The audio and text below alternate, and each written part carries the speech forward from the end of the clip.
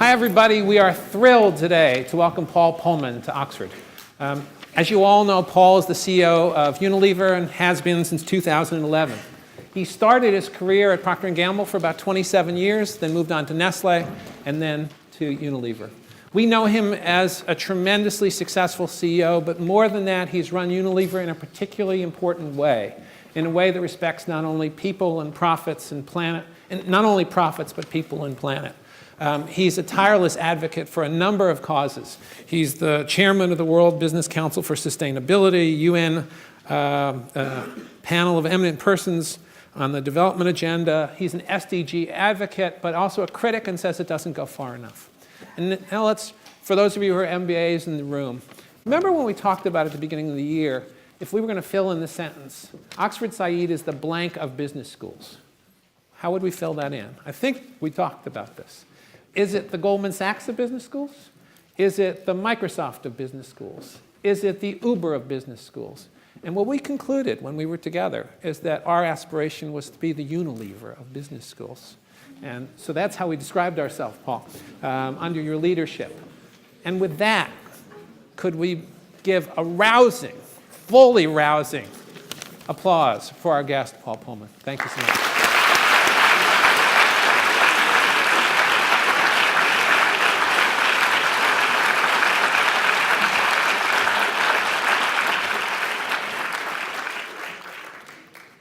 Good afternoon, everybody, and thanks for the opportunity, and thanks for the kind words, Peter. I have to have one correction, though. I actually started in 2009, not 2011, but I recognize that my first 2 years of CEO, I must not have made an impact.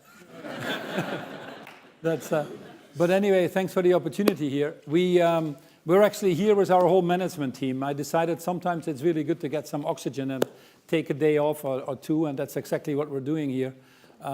With our leadership team, to actually see what the next steps on our journey are. The gap between act and do is obviously always there. We set the ambitions very high that we feel ourselves uncomfortable, and it's time that we set these gaps again a little bit higher now that we've achieved a lot of these things. So as you can imagine now, my leadership team is very uncomfortable, and they said, you know, we need to have some frank discussions, and it's better that you're not in the room. So they kicked me out, and that's why I'm here. But that is what they're doing, and hopefully in the next 2 days we come out with something that energizes us even more and helps sharpen our strategy for the next 2 days, and no better for the next few years. And no better place to do that than at this university and getting some oxygen from all of you and drawing on the enormous strengths and capabilities that are here. I also applaud you having chosen the university and the Saïd School, and for my several interactions that I've had over the last few years, I'm impressed really with how you bring the different disciplines together, bring humanity into education, come here really as a goal to better the world and have an impact that goes broader than your own small circle or your own self-interests. I just always remind people very simply that we are a lucky bunch. You're a lucky bunch to be sitting here, to be in education, to be in a great institution like this. You probably had a choice, and you chose this. Many people in the world don't have a choice. Many people in the world don't even make it past the age of 5, or many people in the world don't speak other languages that you do. In fact, you belong to the lucky 2% of the world population, if you believe it or not. Might be hard to believe if you live in a bubble like this and you feel very happy as a student. But then it's simply your duty to put yourself to the service of the others. We cannot make this world function for any and all of us if we don't make it function for everybody and don't leave anybody behind. And that's the essence, obviously, of the Sustainable Development Goals I'll go and talk about. But the most important thing is that we get young people like yourselves, that we get educational institutions and all moving in the same direction with the same weight. It's a great world to be born in, there's no question about it. If I would have a choice, I'd be born today versus when I was born. Today, actually, more people are in education than at any time in human history. Life expectancy is higher. More people have access to education, to health care. More people have access to clean drinking water. Believe it or not, for the women in the room, more women are participating in the global economy now. There are, despite what you read in the papers, more rights that people have in this world. It's actually a fairly good world to be born in. In fact, when Kofi Annan, at that time the Secretary General at the UN, started the Millennial Development Goals, take yourself back to the year 2000 and the issues that were there in 2000, it looks a long time ago, they decided that with 8 simple goals, we would halve the number of people living in poverty in the 15 years, from 2000 to 2015. And lo and behold, we have achieved that. Never, ever have we lifted so many people out of poverty. And obviously, China has been a big part of that, but also in many other parts of the world.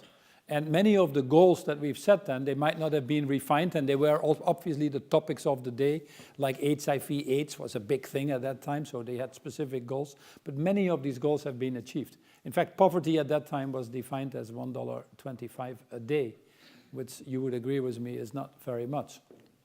So despite all of that, though, I think we've come to realize, and this enormous success, by the way, when that happens, we should be proud of that. But we've also come to realize, especially after the crisis, the financial crisis that we've seen, which then turned into an economic crisis, or in many places in the world, you might argue a governmental crisis. My argument will be at a separate occasion that it was probably more of a moral crisis. But what we have found out in the crisis now 10 years ago, that you know, when stock markets go up every year by 5 or 10% and everything grows, not many people ask themselves the questions. We become intellectually a little bit lazy when things go well.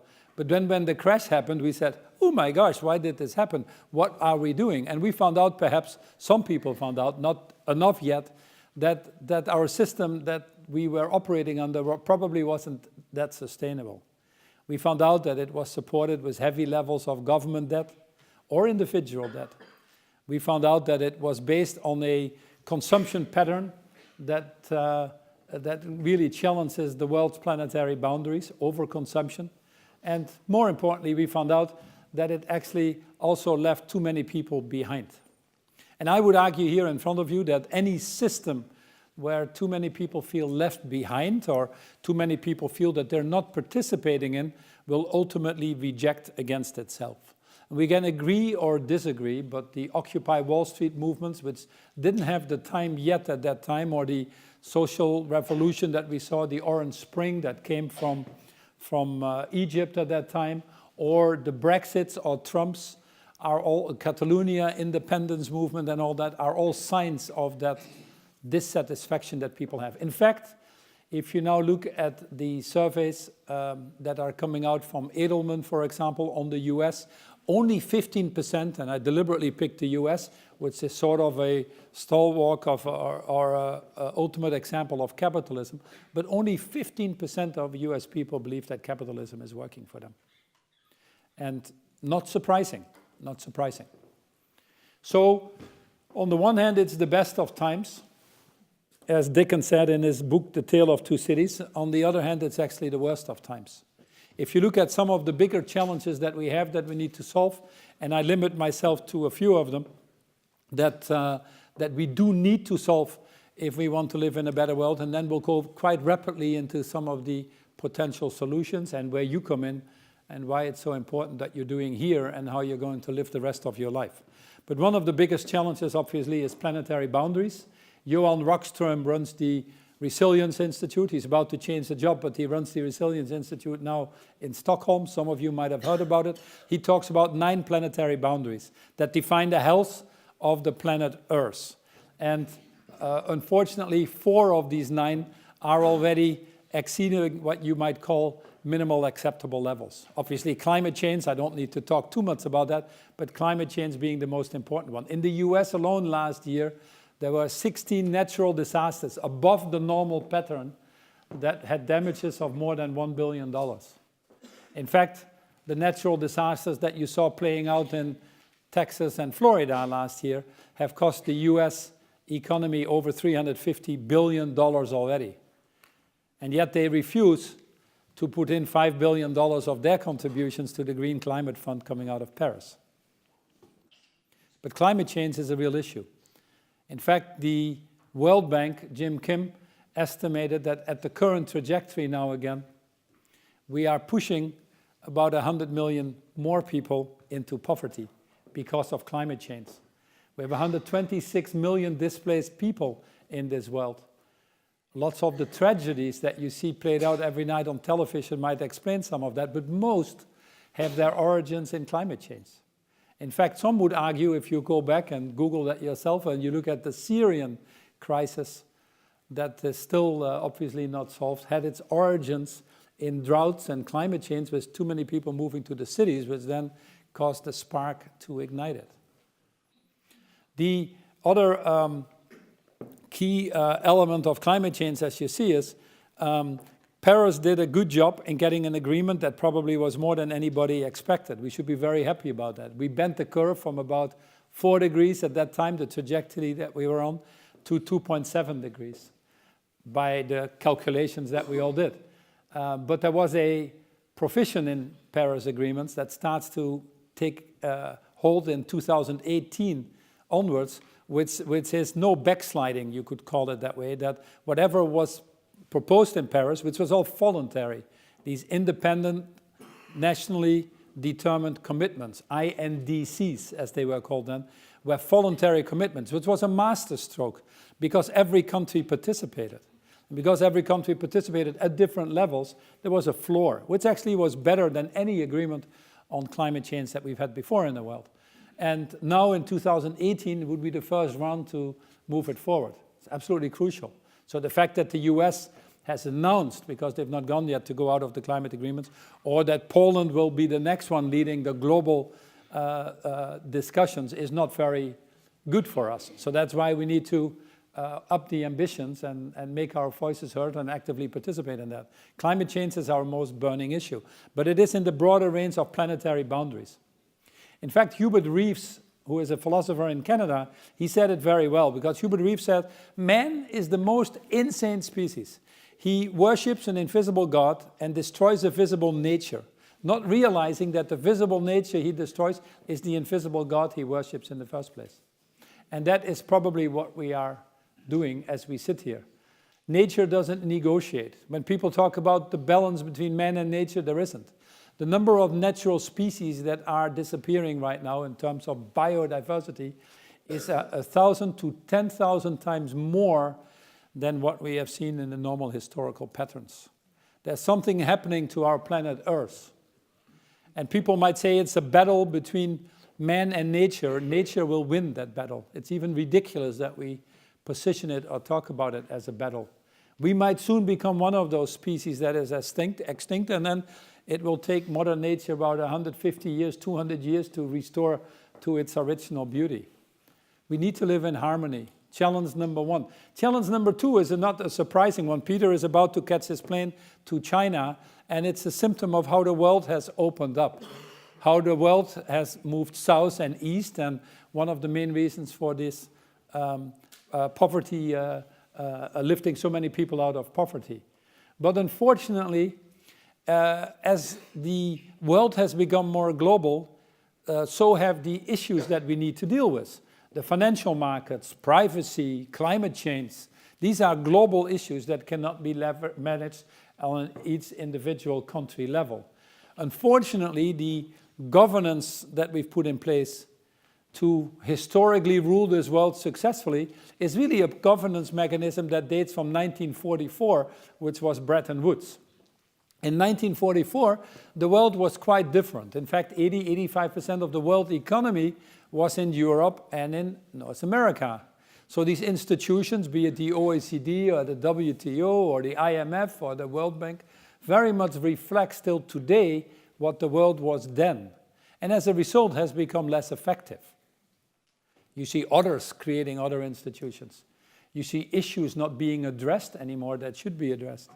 You see representation in these institutions that doesn't reflect the true representation that should be there in terms of the way the world is now structured. So challenge number two is that global governance is obviously at a challenge. So that's what I would call the first challenge is the planetary boundary challenge. The second challenge is really who's in charge. And that has major repercussions because the private sector and any others were usually dependent on a well-functioning elected representation.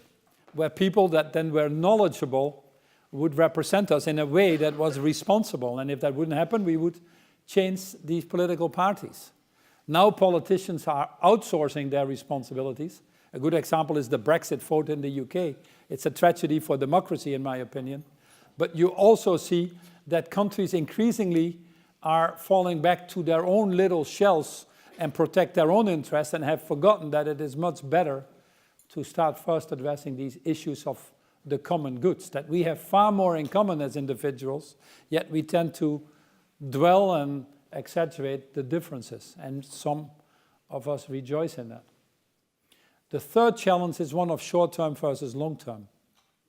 The issues of climate change, or food security, or poverty, job creation, youth unemployment, are challenges that cannot be solved with the myopic focus on quarterly profits.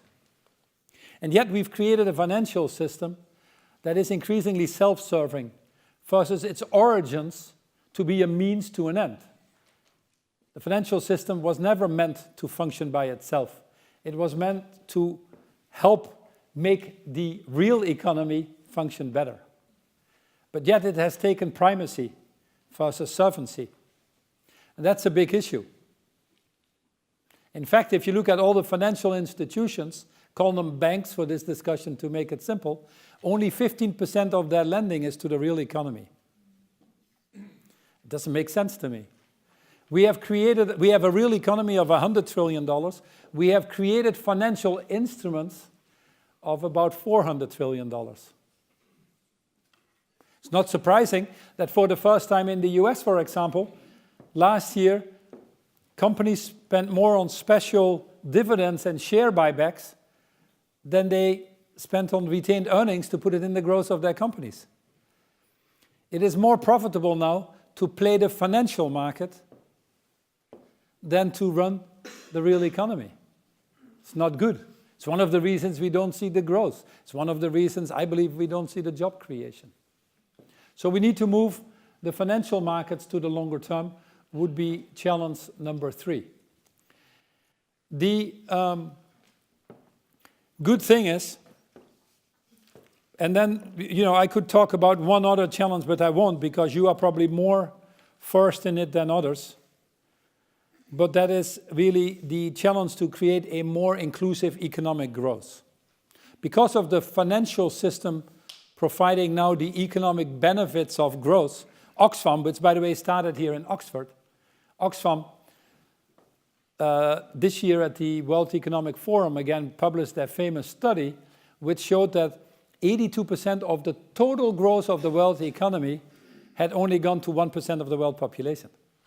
It also showed that 8 people have the same wealth as the bottom 3.5 billion people. In a system where the economic returns is removed from the real economy, i.e. in the financial market, less and less people benefit from economic growth.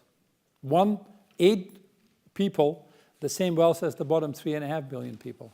So a challenge is to create an inclusive growth is a very important thing. Technology, obviously, on the one hand, tremendously energizing, helps enormously, but technology also has increased that divide. The fourth industrial revolution that is coming, artificial intelligence, robotics, Internet of Things, is going to be marvelous with a lot of things that people will celebrate. It's great that you can send now a drone into the Alps when I get a heart attack and I can self-administer my shock. I'm not sure how to do it, but that's what the theory says. And I'm alive again. So I like technology if it can keep me functioning a little longer. But at the end of the day, it's going to be the biggest wave of job destruction that we've ever seen in the history of human mankind. And it's coming at us very fast. In fact, in US heartland, where everybody had a job, where everybody actually had decent wages to some extent, could always be better, I agree with that. People were voting for the Trump phenomena, if you want to, out of the anxiety or fear of being left out or their children left out on the future. One of the main reasons of the mental health issues that we have in this world, which are obviously, unfortunately, going up in any place in this world. This country, a male committing suicide every hour, every day someone jumps in front of a train in this country, is because of the anxiety of not being able to keep up with that fast pace of change. Technology being one of them. Technology also has other consequences, as you have just read yesterday in the papers on Cambridge Analytica, or how it tries to take the mind away from us and makes us slaves of basically the information that we get, how it polarizes us by targeting just our information and self-reinforcing it, so that we become incapable of discussing with each other, to the point that the average American or in the US right now, they send around about 1.5 billion likes a day to each other on Facebook and all the other sites, but they only have one real person they can talk to. That effect of technology has serious consequences that we need to address. Now let's go to the potential solutions. At a time when it seems that nobody talks to each other, that nobody likes each other, that families are splitting up because they're in or out, we actually have 193 countries in the world, I stand corrected, 196 countries in the world, that came together in September 2015 at the UN and signed what is now called the Sustainable Development Goals. These are 17 goals, 169 targets. I know it's a lot. It is a little bit overwhelming, but it's a big world that we need to manage. To get that down into a moral framework at the time that there is no global governance and no ability to come up with something else and better, deserves our fullest support. It simply has a goal to finish the job that had been done over the last 15 years. Remember, I told you, we halved the number of people in poverty over the last 15 years. Why don't we finish the job? When the Apollo went to the moon, it didn't stop halfway either and said, let's go home now, we'll try again next time. When Usain Bolt ran the 100 meters, let's stop at 50, because I'm kind of tired. Next time I'll try the 100. No, he finished it. When you go to a wonderful concert of Coldplay and you've paid your ticket, you're excited, you bring your family there, how would you feel if they stop halfway between a song and, okay guys, it's time to come home, see you at the next concert? We need to finish the job. And the job is a very simple one, as it is laid down in the Sustainable Development Goals. It simply talks about irreversibly eradicating poverty in a more sustainable and equitable way. It's a plan of leaving nobody behind. Obviously, it talks about our planet. It puts people right in the center. It talks about prosperity for everybody. Peace is a big part of that, goal number 16. And then it is heavily dependent on partnership. It's the famous Einstein definition of insanity, to try to do the same thing over and over again and expecting different results applies also to the Sustainable Development Goals. An African proverb says that if you want to go fast, you go alone. If you want to go far, you go together. And this farness of going together to solve this humongous challenge that we have out there together has to be done in partnership. Not just a partnership of your and my contract, or how can I be a little bit better off by screwing you a little bit, or perhaps you try to do that with me. No, it's a partnership for the common good. It's a partnership that starts with respect and dignity for each and everybody in this world. An opportunity to have access to education, the chance to make it past the age of 5, to find a job, to get your dignity and respect, just like we all would expect that for ourselves. It's a partnership that deals with communities in which we operate and work, and a partnership that thinks intergenerational. It is mind-boggling to me, absolutely mind-boggling to me, that in the last 25 years, we've done more damage to this planet than in its 5 billion years of existence. I just simply ask the question, what gives us the right to do that? Often I get a question, why would you run your company in a way where you have zero waste or where you have zero carbon emission? And I've come to the point already some time ago that I really say, I don't really want to answer that. I really think you should ask those companies that don't do this. Why do they waste the scarce resources and take them away from future generations? Why do they pollute the air so that 8 million people a year still die of air pollution? What gives us the right to do this? We're about to commit probably the biggest intergenerational crime in the history of mankind. And the young people know that. They realize that. That's why it's so important to give you a seat at the table.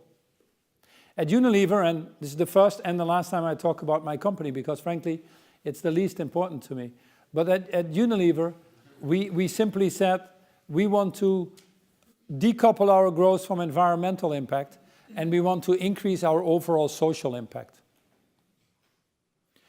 We said we don't want to do that just in our own operations, what people call conveniently CSR, corporate social responsibility, the office, your factories, your transport. No, we want to do that in the total value chain.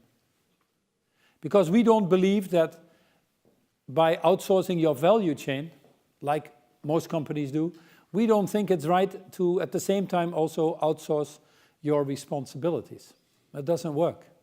If you're in the food business, you need to be equally responsible for fighting the issue of deforestation. Last year, by the way, up 51%, despite the Paris Agreement. Deforestation provides 28% of the global solution to climate change. And it only gets 3 to 4% of our attention right now. We cut the size of New Zealand last year. In fact, many of our forests that were historically carbon sinks are actually becoming carbon emitters. It's a scary thing that is happening. As long as we see the value of a dead tree higher than a tree that's alive, we frankly are in trouble there. So we said, let's take that responsibility of the total value chain. That means that we have to take co-responsibility of stopping the deforestation, being sure that we provide sustainable agriculture, that we attack the issues of food waste, that we also work, on the other hand, on the scale, on the issue of obesity, which is probably the biggest epidemic that this world is going to see with diabetes 2 and all the other things. You cannot escape that.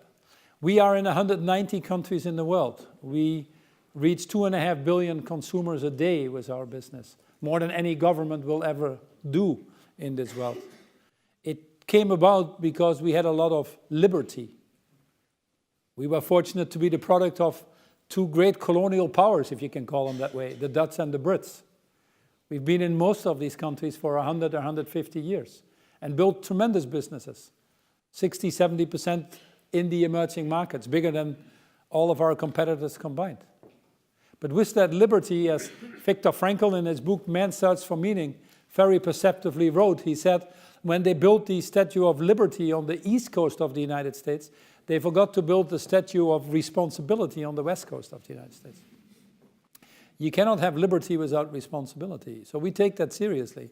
And it's not only about the economic and the environmental part, it's also about the social part. We all got woken up by the Rana Plaza. Many of us have not forgotten that. 1,050 innocent women lost their lives. They knew that they were going into a factory that was about to collapse. The cracks were on the wall. They were paid 11 cents an hour. The lowest in the world, by the way, Vietnam at 26 cents an hour. It's about as close as you can get to modern-day slavery. They didn't have a choice. Why didn't they have a choice? Because we thought it was cool to buy a $1 t-shirt. The social compliance is going to be an enormous important thing in which you will judge your companies, or if companies will succeed or not, longer term. We said we need to create 5 million jobs or livelihoods for women. We need to create 5 million jobs for smallholder farmers. We are rolling out, or have rolled out, the Ruggie frameworks across our total value chain. Social, environmental, and economical all go hand in hand. The John Elkington's triple bottom line was probably the beginning of that. It starts with putting your own house in order. I don't think you have any rights to tell people what to do if you don't do the things yourself. To be trusted, you need to be trustworthy. So we work very hard to make our value chain sustainable. We work very hard to create the jobs for smallholder farmers. We work very hard to take carbon out of our value chain. We run our factories at zero waste, as I mentioned. So in many of these areas, we're pushing the boundaries. Interestingly, as we do that, which is uncomfortable sometimes, which requires you to deal with trade-offs that you haven't dealt with before, You're treading new paths, you're making the dust that has not been made before. Is sometimes scary, but we find each time we do that, and any time we do that, we find we get the benefits from that in reputation, in lower cost, in a highly engaged workforce, and increasingly in finding opportunities by addressing these issues to grow even faster. Then, once you get your own house in order, you obviously go into your value chain, because these are all your suppliers, these are your partners. We've put in some responsible sourcing codes, trying to lift them up. But you can find out then, if you work in your value chain, you can achieve much more. Often 1 + 1 is 11. You really get impact that makes you feel proud, that brings a little bit more purpose and meaning to life. And you can see the differences. Bringing a whole consumer goods industry together, the major retailers and manufacturers, and saying as of 2020, recognizing that you need a little bit of time, but as of 2020, we will not sell anything anymore that comes from illegal deforestation. Or to move all your ice cream cabinets or Coke and beverage cabinets, if you call them that way, to natural refrigerants. You discover that by leveraging the scale of your value chains, you can actually make a difference and impact. And then, if you move beyond that, you'll get to the ultimate level of what I call the leadership, or where you should be as a company, is to drive transformative change beyond your own interest. The true moment of leadership in life is when you discover it's not about yourself. When you truly discover that by putting yourself to the service of others, you yourself will be better off as well. It requires you to be a human being. It requires you to be connected. It requires you to have a certain level of empathy and care for the people that unfortunately found themselves in a situation that they couldn't care for themselves. The ultimate role for companies, where I'm sitting, is to drive changes beyond your own self-interest. It is clear that in the absence of global governance that I talked about, that companies cannot be bystanders in a system that gives them life in the first place. Companies have to provide these solutions to these bigger challenges. They're 60% of the global economy in emerging markets. They're 80% of the financial flow. They're 90% of the job creation. Take, for example, the Sustainable Development Goals. To implement the Sustainable Development Goals, we reckon that we need to have about $3 to $5 trillion a year to implement them. Again, sounds like a lot to me as well, but it's 3 to 5% of the global economy. It's not much. For 3 to 5% of the global economy, we can eradicate poverty. But the overall level of ODA, overseas development aid, of all the governments combined, the famous 0.7%, for which I'm grateful that the UK is sticking to that, is only $160 billion. 160 billion, 3 to 5 trillion. We need to use those billions to unlock the trillions, otherwise it's not going to work. So we have to get the financial sector, the private sector, involved in the Sustainable Development Goals. For that reason, we asked Mark Malloch-Brown, who had worked at the UN as Undersecretary, to put this commission together, which we call the Commission for Business and Sustainable Development. Because I recognize that the ability of CEOs to remember more than 3 things is difficult nowadays. Nothing to do with the CEOs, it's just how our brain is wired. And here you have the 17 goals and 169 targets. So we boiled this down and we looked at 4 areas only: mobility, cities, food and land use, and health and well-being. And just in these 4 areas, we saw an opportunity with the Sustainable Development Goals of $12 trillion and a job creation of 380 million people. It's a wonderful business plan. And because we have waited so long, unfortunately, let's take the positive side of that. Because we have waited so long, we've come to a point where the cost of not acting is actually higher than the cost of acting. This is kind of bizarre that it is the case, but fine, let's make use of that. That for the ones that don't have that moral compass to move themselves forward and go on this journey of a little bit more risk, perhaps those people will see the economic benefit, which still is a main driver of the economy, and make us move a little bit faster. It's starting to work on climate change, as you have seen. But look at the numbers. It's quite striking, actually. 800 million people still go to bed every day hungry, not even knowing if they wake up the next day. Yet, we have the audacity to waste 30 to 40% of the food that we produce every day, with all the environmental consequences related to it. To feed those 800 million people, only cost us 70 billion. 70 billion for food waste that actually is about 700 to 800 billion, the 30–40% of the food that we produce. 10 times more we're willing to waste than to invest to solve the problem in the first place. How much do you think this world spends today on conflict prevention and wars? Can anybody just make a guess if I might make this a little interactive? How much do you think we spend? Don't worry, Chatham House rules. Make a guess. How much do we spend on conflict prevention and wars in the world that we currently live in? Are we all living on the same planet, or are you thinking about other things? So, make a guess. Sorry? A billion? A trillion? Global economy is 100 trillion. So we have a trillion, we have a billion. That's okay, don't worry. One other one. 50 billion. Okay, the answer is 12 to 14% of the global economy, which if it's 100 trillion, is 12 to 14 trillion. That's just conflict prevention and wars. Whilst implementing the whole Sustainable Development Goals is $3 to $5 trillion. 3 to 5 trillion, just on one. Any goal, food security, that, giving women and girls the same access to education, to land rights, to finance, as we just take for granted, would unlock the global economy by $28 trillion, according to McKinsey. Just stopping the issues of stunting, which is poor children who aren't in control of anything yet in their first 1,000 days of life, giving them enough nutrition to have the normal brain development. 160 million children are deprived of that every year. Sub-Sahara Africa, parts of India. It takes away 10 to 12% of their economies. Any sustainable development goal has a payout of 1 to 10, 1 to 15, whatever you want to look at, to implement the Sustainable Development Goals. And here we are, like frogs in a little bit of a pen, like deer in the headlights, paralyzed to act. The cost of acting is significantly cheaper already now than the cost of not acting. So what does it take us to move?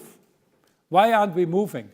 Why do we still rejoice in giving ourselves the label of most intelligent species on this planet? Frankly, we don't deserve it, as far as I'm concerned. So, a few things need to happen.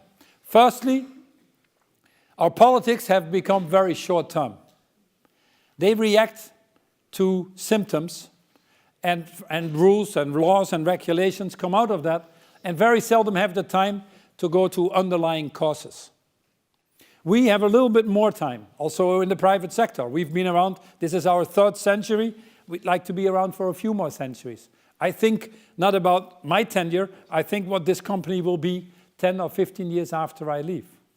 So think about some of these underlying causes and change the boundaries. If you change boundaries, people will behave differently. People in essence are good. Don't take anything of my talk that I doubt the goodness of people. I believe inherently in the goodness of everybody that is here, all having a diamond that can shine. But somehow we don't behave like that because the boundaries that are put upon us make us behave a certain way. For example, if I tell all of our salespeople, you get rewarded by the number of sales orders you write, you're going to write a lot of orders. One little cosmetic here, one little bar soap there, one little deodorant there. If I tell you you get rewarded on the total sales you produce, you're going to probably be more efficient. So boundaries decide our behavior. So the first boundary we need to move is to move out of just calling capitalism only optimizing the return on financial capital. We are very good at that. So capitalism works. But if you move the definition to also include social and environmental capital, capitalists are the best ones to optimize it. So a price on carbon would be a very practical good step. We measure and we treasure. So move the definition of accounting to include environmental and social. Move the financial markets to the longer term. There is a fundamental difference between investors in companies and speculators. Now, I have my own opinions, but I don't have judgments against speculators. But they should not be treated like shareholders. It is absolutely ridiculous that someone who has a lot of money can just move in because they see an opportunity to make more money, and try to destroy a legacy that has been built over centuries, where multiple stakeholders are being served and not just a few who want to earn more money. It's a battle between billionaires and the billions of people. So we need to define what that is. And interestingly, a lot of money in the financial market comes from all of us, the pension funds, the institutional investors. They have long-term obligations, so they should be looking at long-term incentives so that we get the space to address these issues. And by the way, they should invest in companies, as far as I'm concerned, that create a world that you can invest in, that you can retire in 20, 25 years from now. If you want to get a lot of return, but you then discover you can't retire in that world, good luck. So we need to move the financial markets to the longer term. And then we need to get an economic system that is more inclusive. Difficult to do, but our economic systems were developed at a time that labor was scarce, so we taxed labor when resources were abundant, so we didn't put tax on resources. Now we live in a different period. Can't help it. Now resources are scarce, so tax resources. Now labor, we need to be very careful that we make the employment of labor more attractive, so lower the cost of labor. So move our economic systems to a different direction, bit by bit. It also requires, last but not least, a different contract, social contract for companies. It cannot be a good sport to avoid paying tax. It cannot be a good sport to participate in corruption. It cannot be a good sport to treat people in a way that you never want to be treated yourselves. There's something about the golden rule that you find back in every religion. If you're Hindu, if you're Muslim, if you're Christian, or if you believe in Judaism, you all in your religions have the golden rule, do unto others as you would have loved or liked to do unto yourselves. Why not apply that in everything we do? Your business would be better, your lives would be better, and you certainly would be longer term more successful. We have the answers to all of this. We don't need more PhDs, in due respect. We don't need to send more people to Mars. What we need is human willpower, which, by the way, itself is a renewable resource, so it's very attractive. So we need more leadership at the end of the day. We know today what we need to do to feed these people. We know today what is needed to protect these forests. We know today how we can move to a circular consumption system versus a linear consumption pattern. We have the answers. It's a matter of willpower. So it boils down to leadership. It boils down to all of us. If we care or not. If we don't care, you'll have the answer. But if we get enough people to care, we can make a movement. And it actually comes from the young. Look again at what has happened in the US with the terrible tragedy in the school in Florida and Fort Lauderdale. It took another tragedy. Normally, the NRA will immediately call for buying more weapons and giving more teachers weapons. A totally bizarre idea if you live in Europe, in my opinion, but that is how it goes. Now these students stood up, the same students who saw their friends being killed in front of their eyes and said, this is enough, And they went after the Walmarts or the Deltas and others not to give discounts to the NRA anymore and to get rid of some of these perverse legislations that are still on the books there under the banner of the Fifth Amendment or whatever it is, the constitution that they have in that country. It's young people that drive the change. We saw it in Paris. We saw it with the LGBT movement. We see it here now. But it comes from young people. It comes from young people. So what type of people do we need? We need people that are more purposeful, that are driven by a deeper sense than just the here and now. We need people that are systemic thinkers. The issues of water, food, energy is not so easy. It's like a little balloon. You try to contain it, and it pops up here, it pops up there. You need people that can think a little bit holistically about the problems in society and can distill that down to simple things and actions. You need people that can work in partnership. Many of us are not being trained of that. You need people that can think longer term. Clearly, we've not created enough of them, with the average tenure of a CEO being 4.5 years now of a major fortune company, and actually the numbers are going down. It clearly tells you that we haven't created enough of these leaders. Ultimately, you need these courageous leaders. So this is where you come in. invest in leadership. Enormous networks happening out there. Enactors, Global Shapers, Ashoka Fellows, We Day, One Young World. Thousands of young people changing in their own circles, increasingly broader the world. If we could connect those and create that movement for good, would be very, very good. The second thing, I'm positive next to the youth, which by the way is especially women, because if you look at these qualities that I just mentioned, the female race, if you can call it that way, possesses these qualities more than anybody else. Peter Sench, who teaches at MIT, was looking once for me at some of the biggest humanitarian efforts in the world. We identified 11. 7 of those were led by women, not surprising to me. The climate change agreements were done by women. Christiana Figueres would be a good example of that.